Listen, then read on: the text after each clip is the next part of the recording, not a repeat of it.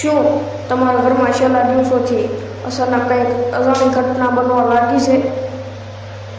શું કોઈ કારણ વગર દીવો વધુ સમય સુધી પ્રગટે? શું પૂજા ઘરમાંથી અચાનક સુગંધ આવવા લાગે છે? શું તમને વારંવાર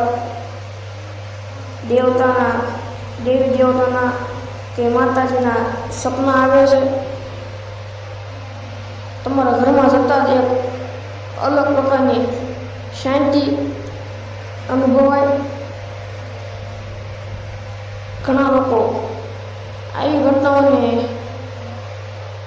દેવી શક્તિનો અથવા માતાજીનો સંકેત માને છે, પરંતુ દરેક ઘટના અલૌકિક હોય છે એવું જરૂરી નથી કે કેટલીક બાબતોના સ્વાભાવિક કારણો પણ હોઈ શકે છે. આજના વિડીયોમાં આપણે લોકમાન્યતા અનુસાર એવા સંકેતો વિશે જાણીશું જે લોકો દેવી કૃપા અથવા સકારાત્મક આધ્યાત્મિક ઉર્જા સાથે જોડે છે. તો વિડીયો સુધી જરૂર જોતા રહેજો, કારણ કે છેલ્લો સંકેત સૌથી વધારે રસપ્રદ ગણવામાં આવે છે. જય માતાજી મિત્રો, આપણા ભારતીય સંસ્કારમાં માનવામાં આવે છે કે જ્યારે ઘરમાં સકારાત્મકતા, ભક્તિ અને સારા કર્મો વધે છે ત્યારે ઘરમાં એક અલગ પ્રકારની શાંતિનો અનુભવ થઈ શકે છે.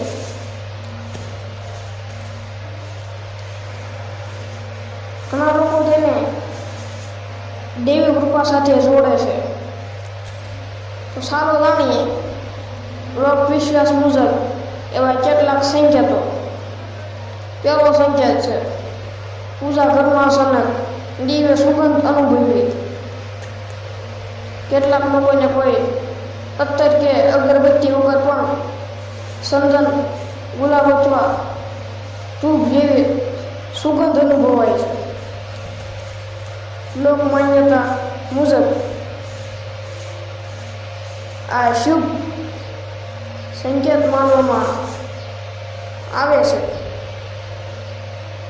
જો કે કેટલીક વખત તેનું સામાન્ય કારણ પણ હોઈ શકે છે. બીજો સંકેત ઘરમાં સતત શાંતિ રહેવી. જ્યાં પહેલા વારંવાર ઝઘડા થતા હોય ત્યાં અચાનક પ્રેમ, એકતા અને શાંતિ વધે તો ઘણા લોકો તેને સકારાત્મક પરિવર્તન માને છે. ત્રીજું, પૂજા દરમિયાન મન એકાગ્ર થવું. જો પહેલાં મન ભટકતું અને હવે પૂજા પાઠ કે જાપ દરમિયાન મન સ્થિર રહેવા લાગે તો તે આધ્યાત્મિક પ્રગતિનો અનુભવ હોઈ શકે છે. ચોથું, વારંવાર શુભ સપના આવવા. દેવી મંદિર, દીવો, પ્રકાશ, કમળ, ગાય અથવા પવિત્ર નદી જેવા સ્વપ્નો ઘણા લોકો શુભ માને છે, પરંતુ દરેક સ્વપ્નને ભવિષ્યવાણી માનવી યોગ્ય નથી. પાંચમું, ઘરમાં સકારાત્મક વાતાવરણ. ઘરમાં પ્રવેશતા જ મનને શાંતિ મળે, નકારાત્મક વિચારો ઓછા થાય અને ભક્તિ કરવાની ઈચ્છા થાય તો તે સકારાત્મક વાતાવરણનું લક્ષણ હોઈ શકે છે. છઠ્ઠું, સારા કર્મોમાં મન લાગવું. અચાનક દાન, સેવા, ભજન, જપ અથવા જરૂરિયાતમંદોની મદદ કરવાની પ્રેરણા મળવી પણ આધ્યાત્મિક વિકાસનો એક સકારાત્મક ચિહ્ન માનવામાં આવે છે. સાતમું, મુશ્કેલીઓમાં ધીરજ મળવી. મુશ્કેલ સમય હોવા છતાં મનમાં વિશ્વાસ રહે કે બધું સારું થશે.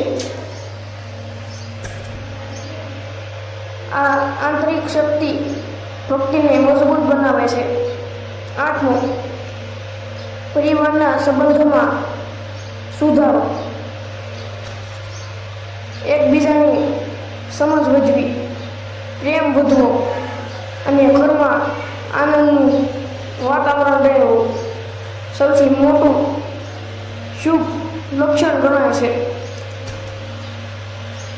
9મું, પૂજા ઘરમાં વધુ સમય પસાર કરવાની ઈચ્છા થાય.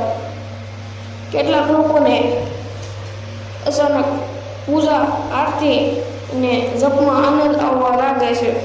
આ આધ્યાત્મિક રસ વધવાનો સંકેત હોઈ શકે છે. 10મું, અંતિમ અને મહત્વનો સંકેત.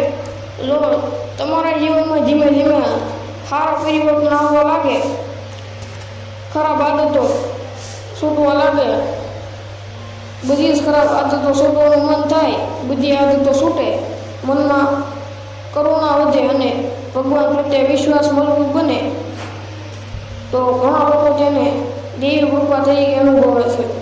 પરંતુ યાદ રાખો, જીવનમાં સારા કર્મ, નિયમિત પ્રાર્થના અને સકારાત્મક વિચાર જ સૌથી મહત્વપૂર્ણ છે.